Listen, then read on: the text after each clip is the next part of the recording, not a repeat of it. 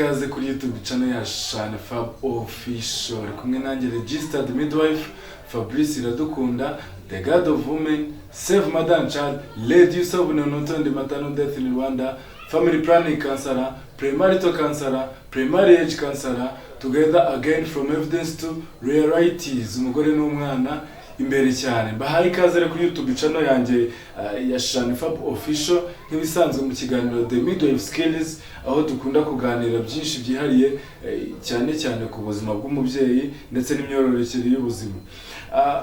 Natinze rero uyu munsi mushobora gutekereza ngo mbaza ni iki? Mbaza ni ibintu hano igitabo cyangwa se umuzingo.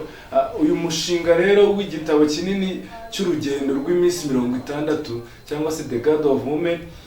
Uru rugendo rw'iminsi 60 n'ahandi tuzajya dusanga buri munsi dushyizeho topic kuva mu cyumweru cya mbere kugeza ku cyumweru cya 8. Ni ukuvuga ngo tuzajya dukora nibura topic 7 muri buri cyumweru muri ikiganiro nababwiye, cyangwa se iki gitabo ngiye kubaha no muzingo witwa iminsi 60. Iki gitabo rero cyiswe urugendo rw'iminsi 60 cyangwa se The God of Women, gishingiye ku bumenyi bw'umwuga w'ububyaza ndetse kikaba giteguye n'inyigisho ishingiye cyane cyane kuri OMS cyangwa se WHO, Minisante, RBC, SFH Rwanda ndetse na Intrahealth n'ibindi bigo byinshi bigiye bitandukanye cyane cyane birebera ubuzima bw'umubyeyi ndetse n'urubyiruko muri rusange. Kuki twise iki gitabo The God of Women? Iki gitabo rero umubyeyi utwite ahabwa agaciro kadasanzwe kuko yikorera ubuzima bushya mu muco wa Kinyarwanda. Umugore utwite rero afatwa nk'uwahawe impano idasanzwe yo kurera, bityo rero akwiye kwitabwaho byimazeyo. Ubu ni urugendo rugizwe n'ibyishimo, ibigeragezo ndetse n'ibisobanuro byihariye by'ubuzima bw'umugore.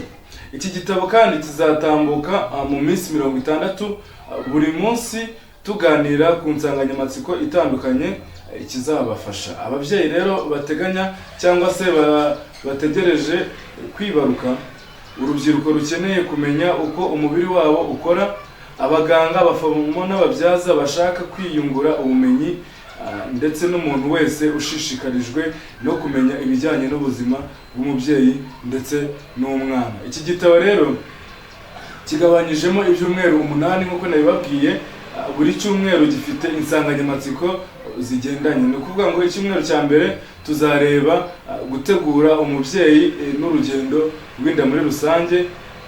Icyumweru cya kabiri turebe ubuzima bw'umubyeyi utwite, naho icya gatatu turebe ubuzima bw'umugore utwite, indwara zijyanye n'inda.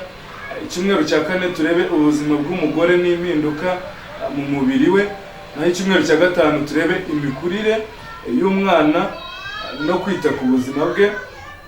Icyumweru cya gatandatu tuzareba ibibazo bihura n'abagore babyara abana benshi cyangwa se inama twabagira ku bagore babyara abana benshi. Ni ukuvuga ngo guhera nibura ku mugore umaze gusama inda nibura inshuro 5.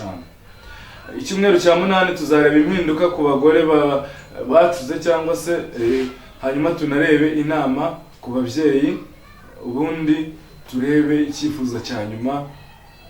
Icyifuzo cya nyuma rero muri rusange, icyifuzo cya nyuma, iyi minsi 60 ni urugendo rw'ubuzima ruzadufasha kumenya ibirenze ibyo twatekerezaga ku miterere y'ubuzima. Ababyeyi bacu rero badufitiye urukundo, ubumenyi n'ububasha kugira ngo barerane ubushishozi. Iyi gahunda rero izagica buri munsi kuri Shane Fab Official kuri YouTube channel. Tuganirira buri munsi, twungurane ubumenyi kandi tubiganireho muri rusange. Rero ndagusabye niba utarakora subscribe, iki ni igihe cyiza cyo kuba wakora subscribe, ukore like, usharinga abantu benshi muri no muzingo w'igitabo cy'iminsi 60 kugeza kuri uwo munsi. Rero ejo guhera kuwa mbere turatangira dushyireho ibijyanye n'icyumweru cya mbere, turebe topic ya mbere. Nahawe rero kugira ngo ukomeze dukurikire muri urugendo rwacu rwa The Midwife Skills mu minsi 60. Stay in touch.